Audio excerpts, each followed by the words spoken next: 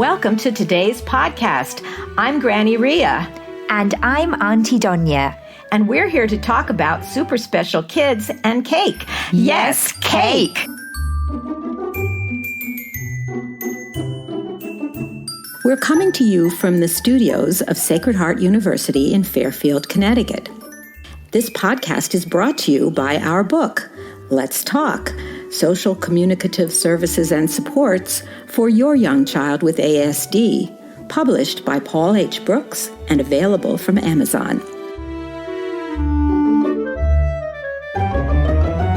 Our super special topic for today is siblings. Oh, brothers and sisters, great. Yeah, brothers and sisters can be such a great support for individuals who are super special. And many siblings really take pride in the way they can help their super special sibling to learn and grow. I remember talking to one little boy who had a super special brother, and I asked him, what's your little brother doing? And the little boy said, I'm teaching him how to talk. And I'm sure he was. I had a similar story where it was one of our super special kids, a little boy, and he has a twin sister. And when they were very young, I first started working with him when he was 2.5, and she would get so upset with him because every time she built a tower, he would just knock it over.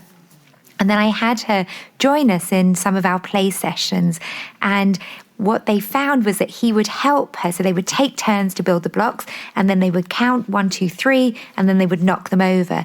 And it was actually one of the first times that he signed for more, and she saw that she was part of him learning that. And then she turned around to me and she said, what's the point of building towers if you can't knock them over? So that was really lovely. But as they've grown older, he's now 23.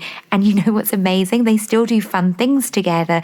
And they recently both went and had pedicures where you have these like fish. Oh, I've seen those. Have you seen those? Nibble off the dead skin. Yeah. Blah, and they sent me a photograph and posted it on Instagram. So it was just really lovely to see how their relationship has grown. And, she has a super special brother and adores him, and he adores her. That is really a lovely story. And I think a lot of parents worry about the siblings of the super special kids. They worry, are the siblings getting enough attention? Am I putting all of my energy into this super special kid and not giving enough to my other children? And certainly we understand that parents worry about that.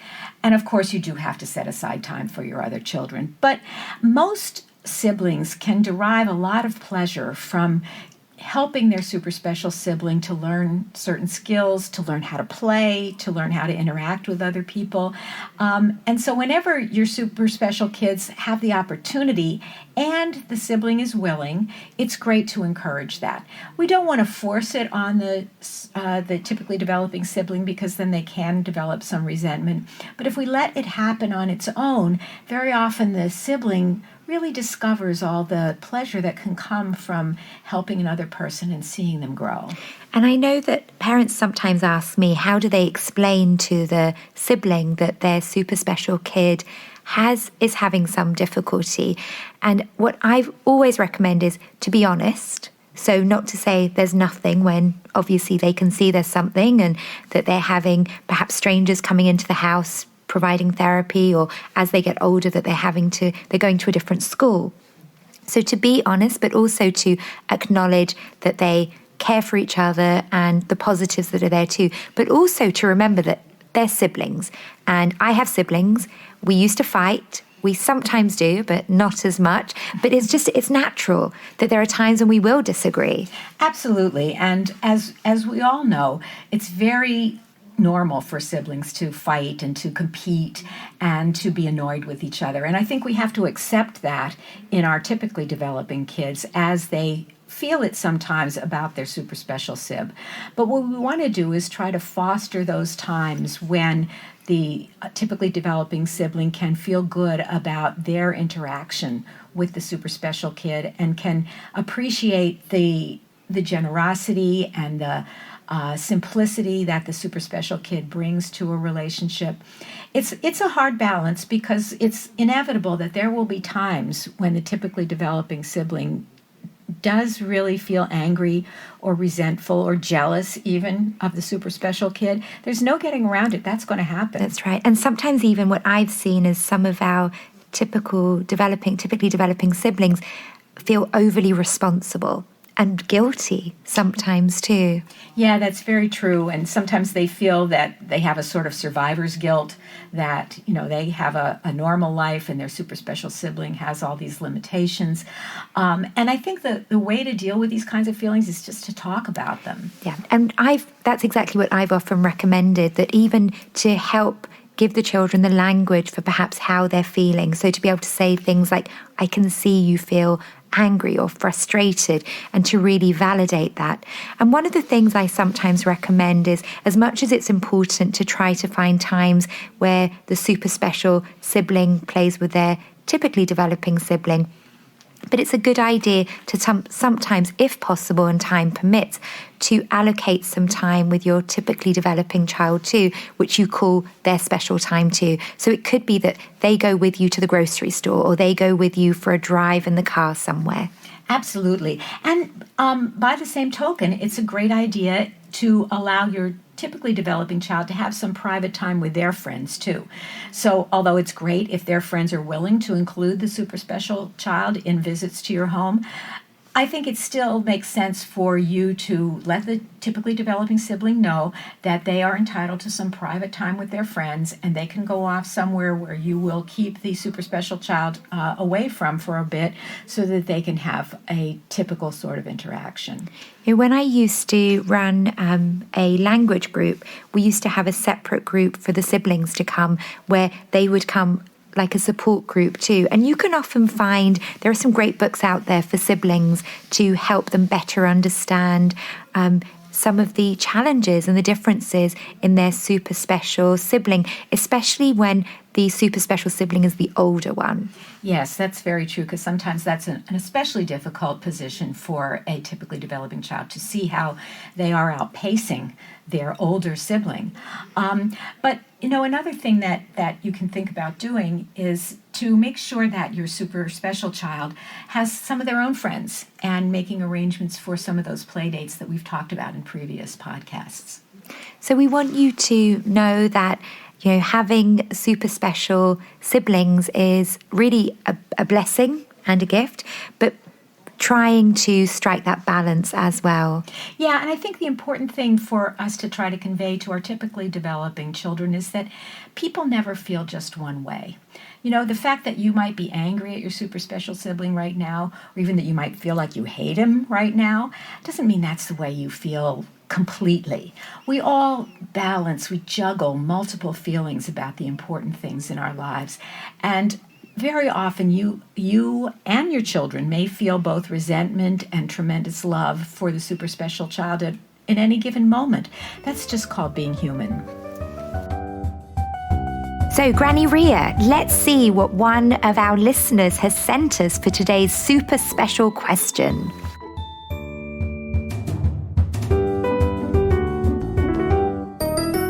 So what's our super special question of today? Today, Auntie Donia, someone has asked us what to do because people think that her child is rude when he won't greet people or kiss relatives. Oh, that's a good question. I've heard that one too. And what I often recommend is that it's okay if they don't want to greet the person by hugging them or kissing them, because I know that in some cultures, it's you hug and kiss even people you don't know very well. When I worked in Cairo, it was expected that every morning when I would come in that I would have to kiss the secretary good morning. And I wasn't used to doing that, and it would really bother me. And they actually thought I was rude. So I actually had to explain to her that I'm not being rude. But instead, I would just come and I would say, good morning, and I would wave. And that's really something that I recommend that parents can encourage and prime their children to do. So you would say to them, we're going to go and we're going to visit Granny, and there are going to be lots of people there. And you can just say, hi, and you can model it for them too. So you can just wave and say hi. Yeah, and sometimes that means priming your relatives and friends a little bit too, and letting them know that hugging or kissing or even talking might be difficult for your particular super special child. And if that's the case, they're going to have to take what the child can give. And another phrase that I've heard a mum use, which I thought was very sweet, where she would say to the other person, you can tell them to catch a kiss. So he would throw a kiss at Granny, and she would catch the kiss, and she would say, oh, it's on my forehead, or it's on my cheek. Yeah, that's very sweet. And there are lots of ways to greet. And some super special children are the opposite, where they want to just hug everybody, and maybe we need to work with them about not doing that as well. And others are just much more shy and self-contained and don't want to have that kind of physical contact. The point is that we need to help the world be a little bit more friendly to our super special child. We're not asking the world to change just for them, but to make some slight adjustments. And I think, as you said, Granny Rhea, we can prime or prepare the adults. So by us using that self-talk, it's a really good way of modelling for the other adults how they can help us too. Absolutely. And part of priming the super special child can be using that self-talk too, by encouraging the child to say, that's my granny, I really love her and she loves me, so I want to show her. I can show her by throwing a kiss. That's really lovely. I like that.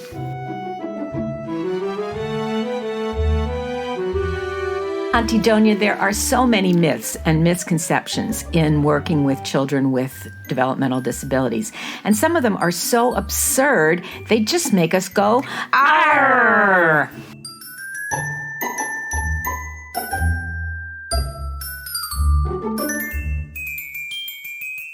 You know, Auntie Donia, something that really makes me go, arghhh, is when I see people judging parents of super special kids in public places. If the child's having a problem or is throwing a temper tantrum, and you see people kind of making disapproving faces and even sometimes saying something to the parents, which I think is really unconscionable.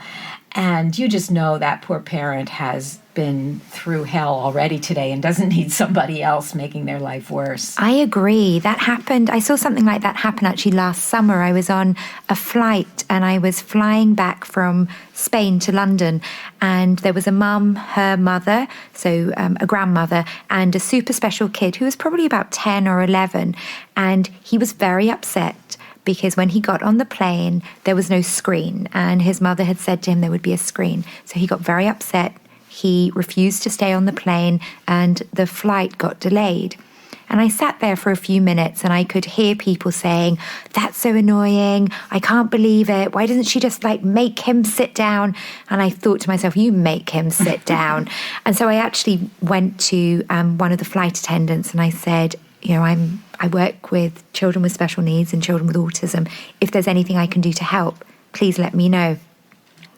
And he spoke to the mother, and I did. I went and I spoke to the mum, and she was crying, and she said to me, when we were coming out, there was a screen, and coming back, there isn't one, and I just don't know what to do. And just by me listening to her, they actually ended up not staying on the plane, and they ended up actually getting a train back to London. Oh my gosh. Well, that is a sad story, and it's unfortunate that people can be so impatient. But I just want to share a story that reminded me of, and it's not quite on our super special topic, but and I have not fact-checked this story, so I don't know if it's true. I heard it on the radio at some point. But what the story I heard was that there was a flight that was about to land in some airport, and they had to circle for a while, and so they couldn't land right away, and so things got delayed. And there was a super special young adult on the flight who was getting increasingly upset. And finally they were going to land, and the super special young guy had been walking up and down the aisle for a while, and now they were going to land, and he didn't want to sit down. And he threw himself on the floor and started crying. And of course, everybody on the plane was very upset. The stewardess, the flight attendant was very upset. The parents were upset. And finally, the flight attendant stood up and she said, "Is there a special ed teacher on the plane?" And it sort of reminded me of, all those movies you see about asking, "Is there a doctor on the plane?" There was a special ed teacher on the plane, and she came over and she talked to the young man, and she just took some time and calmed him and soothed him. And after he calmed down, then she invited him very gently to sit in his seat so that the plane could land. And she was able to get him to sit down, and the plane landed. And I thought that was such a heartwarming story. I love that. I love that story. That there are times when even we humble therapists and teachers can solve an emergency situation. I love that. Granny Rhea, there is nothing wrong with eating cake for breakfast. You are so right, Auntie Donia, and we're going to be talking about some things that are as much fun as eating cake for breakfast.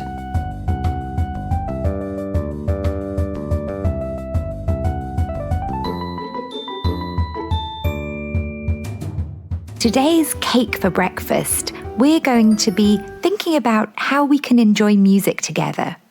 Music is a wonderful way to have fun with super special kids. So many of them have a great attachment to music. And there are so many ways to enjoy music these days. And again, technology is our friend here because you can make individualized playlists on little iPads or iPods, if you like, for your super special kid, and they can listen to them on earphones so they're not disturbing other people. But then there are also great ways to enjoy music together. That's right. And that can be dancing and listening to music together. That can be watching the music. One of the things that we like to do with our family is we watch Strictly Come Dancing. So every Saturday, religiously, we order a kebab, we watch Strictly, and my nieces and nephews dance along to the rest of the what they see on TV. But I've also done that with my super special kids too, and they love dancing along too. And live music is an especially great thing to share with super special kids so that they can see how the music is produced. There are lots of concerts now that are geared toward children, and it's fine to take super special kids to those concerts as well. And Auntie Donia is associated with an agency that helps to spread music to super special kids. I'm the co-founder and director of a non-profit organisation called Autism Friendly Spaces. And really from my love of theatre and music, I felt that this really should be available to super special kids and their families. So we've worked with different Broadway shows and children's theatre, but really with a lot of music to make it more accessible to our super special kids. And there are some simple strategies that you can do and tools really that you can utilise to make it a fun experience. I would encourage you to begin by picking a show or a small musical production, that's very short. So there are lots of things that are only sort of 20 minutes to 40 minutes long, where it means that the children are not expected to sit for too long. And if it does get too loud, you can always take some headphones or some earplugs that they can use as well. Yeah, it's a great idea to be prepared if the child does get distressed. But very often you'll find that super special kids can tolerate a lot more in music than they can in other areas. And it's a great thing that they can enjoy together. We want to encourage super special kids to sing. And if they don't sing the words, they can hum along and make music with their voice. Some super special kids may be able to actually take instrumental music lessons and learn to play an instrument at some level. And if they can, that's a wonderful opportunity for them because it encourages motor development, it encourages cognitive development, and it gives them, again, another way to interact and join with their peers in creating the product of some great music together. Granny Rhea, isn't your son a well-known musician in New York? He is a musician in New York, and he does teach children to play the instrument, and he's taught some super special kids as well, so I'm quite proud of him for that.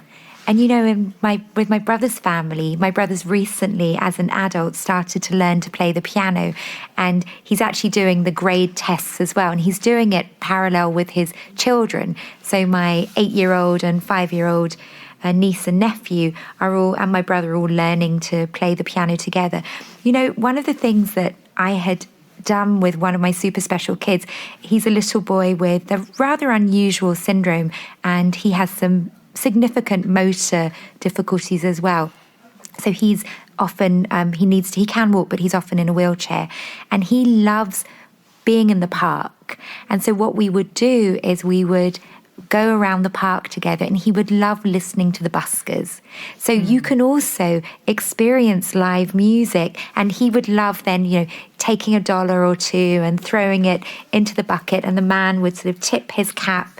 And it was something that was just a lovely social interaction. He was appreciating the music, and he would actually clap and move to the rhythm of the music as well. Yes, I was thinking about that, and, going to fairs that we talked about before, there's often live music there, and that's a great place to introduce super special kids to the experience of listening to live music, because it doesn't matter if they make noise, it doesn't matter if they run around.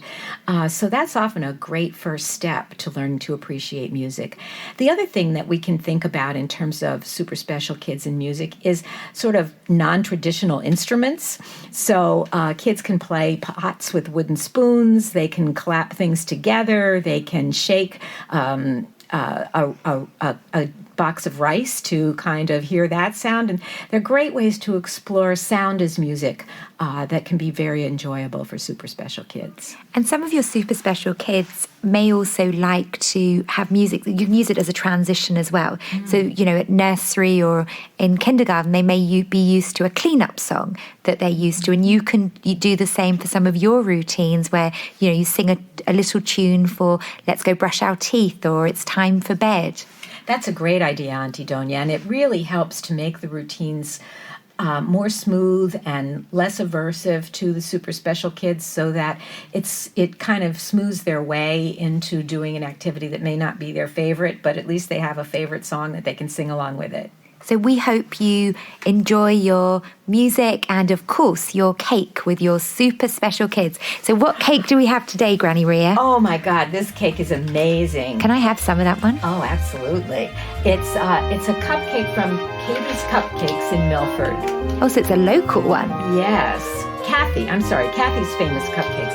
And it's a beautiful chocolate cupcake covered in floral icing, and the icing is shaped into individual blossoms.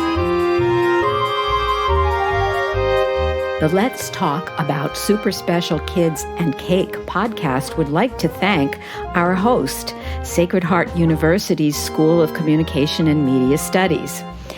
We'd also like to thank our composer, Marty Eisenberg, our editor, Brent, and our audio engineer and director of cake-based operations, Matt Henshaw.